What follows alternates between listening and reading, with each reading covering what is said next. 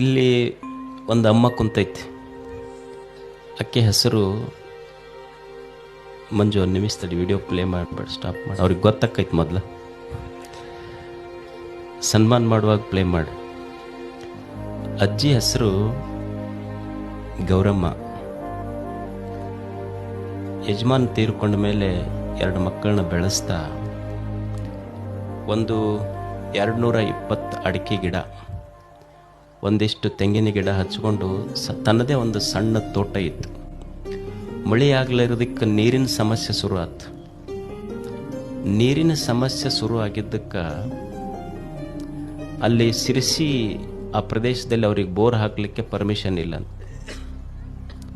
ಆ ಅಮ್ಮ ಏನು ಮಾಡಿದ್ರೆ, ತೋಟ ಒಣಗತೈತೆ ಅಂತ ತಿಳ್ಕೊಂಡು 5 ಫೀಟ್ ಅಗಲ 60 ಫೀಟ್ ಡೆಪ್ತ್ 2 ಬಾವಿ ಆಕಿ ಒಬ್ಬಕ್ಕಿನೇ ತೆಗೆದಾಳೆ. ಯಾರು ಆಳು ಮಕ್ಕಳ ಇಲ್ಲ.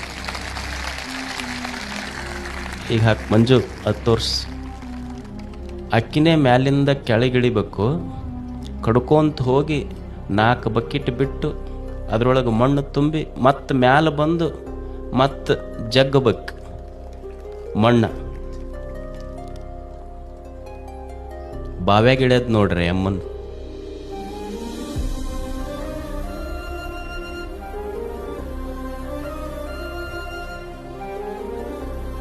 ನೋಡಿದ್ರೆ ಹೆದರಿಕೆ ಬರ್ತೈತಿ. ಇಳ್ಯದಂತೂ ದೂರ ಉಳಿತದ.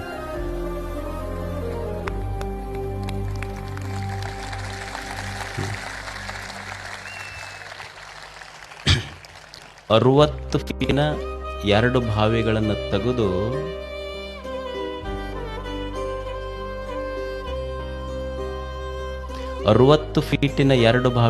ತೆಗೆದು ಅಲ್ಲಿ ನೀರು ಬಂತು. ಗೌರಮ್ಮ ಕರೆದಾಳ, ಗಂಗಮ್ಮ ಓಡಿ ಬಂದಾಳಲ್ಲ ಅಷ್ಟು. ಈಗ ತನ್ನ ಹೊಲಕ್ಕೆ ತನ್ನ ಬಾವಿ ನೀರ ಉಪಯೋಗ ಮಾಡ್ತಾಳ.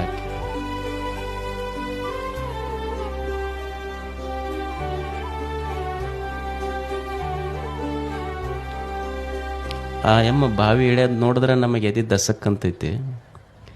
ನಮ್ಮ ತಾಯಂದಿರಿಗೆ ಕೇಳ್ಬೇಕಿಲ್ಲಿ, ಅಪ್ಪ ಮಠಕ್ಕೆ ಮ್ಯಾಲದಿಯ ಕೆಳಗದಿ ಅಂತ ಕೇಳ್ತಿರ್ತಾರೆ ನನಗೆ. ಯಾಕಂದ್ರೆ ನಾನು ಮ್ಯಾಲದೀನಂದ್ರೆ ಅಪ್ಪ ಇಲ್ಲೇ ಕೆಳಗ ದರ್ಶನ ಕೊಡು, ನಮ್ಮ ಮಂಡಿ ನೋವು ಹತ್ತಕ್ಕಾಗೋದಿಲ್ಲ ಅಂತಿರ್ತಾರೆ. ಮನ್ಯಾಗ ನೀವು ಏನರ ತಾಯಂದಿರಿಗೆ ಹೇಳ್ರಿ, ಎಲ್ಲ ಸ್ವಲ್ಪ ರೊಟ್ಟಿ ಬಡಿಯೋದು ಮತ್ತು ಬಟ್ಟೆ ಗಿಟ್ಟಿ ಹೋಗಿ ಅಂದ್ರೆ ಗೊತ್ತಾಗಿಲ್ಲ, ನೀ ಅಡ್ಡು ಸಿಜರಿನ್ ಆಗ್ಯಾವ ನಮ್ಮ ಭಾಗಕ್ಕೆ ಬರೋದಿಲ್ಲ ಅಂತಿರ್ತಾರ ಅವ್ರು. ಆ ತಾಯಿ ನೋಡಿ, ಅಂದರೆ ಶ್ರಮ ಸಂಕಲ್ಪ ಇದ್ದರೆ ಮನುಷ್ಯ ಏನಾದರೂ ಸಾಧಿಸ್ಬೋದು. ಯಾರು ಬಡವರು ಅಂದ್ರೆ ದುಡ್ಡಿಲ್ಲಾರದವ್ರು ಬಡವರಲ್ಲ. ಏನಾದರೂ ಜೀವನದಲ್ಲಿ ಮಾಡಬೇಕನ್ನುವ ಸಂಕಲ್ಪ ಯಾರ ಎದೆಯೊಳಗಿಲ್ಲ ಅವರು ನಿಜವಾಗ್ಲೂ ಬಡವರು ಅಷ್ಟೇ. ಆ ತಾಯಿ ತನ್ನ ಹೊಲಕ್ಕೆ ತಾನೇ ಕೈಯಾರೆ ದುಡಿದು ಶ್ರಮಪಟ್ಟು ಬಾವಿ ತೆಗೆದು ಬಂದ ನೀರಿನಿಂದ ತನ್ನ ಹೊಲವನ್ನು ತಾನು ಉಳುಮೆ ಮಾಡ್ತಾ ಇದ್ದಾಳೆ. ತನ್ನ ಅಡಿಕೆ ಗಿಡಗಳಿಗೆ ನೀರು ಕೊಟ್ಟಿದ್ದಾಳೆ. ಆ ತಾಯಿಗೆ ಪೂಜ್ಯರ ಆಶೀರ್ವಾದ ನೋಡ್ರಿ ಎಷ್ಟು. ಗುರುಗಳು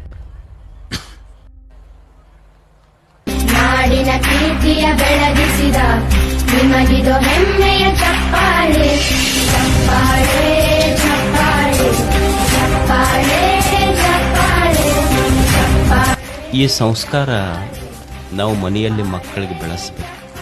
ಏನು ಬೆಳೆಸೋದು ಅಂದ್ರೆ ದುಡಿಯೋದನ್ನು ಕಲಿಸೋದು. ಮೊದಲು ದುಡಿಯುವ ಸಂಸ್ಕಾರ ಕಲಿಸೋದು.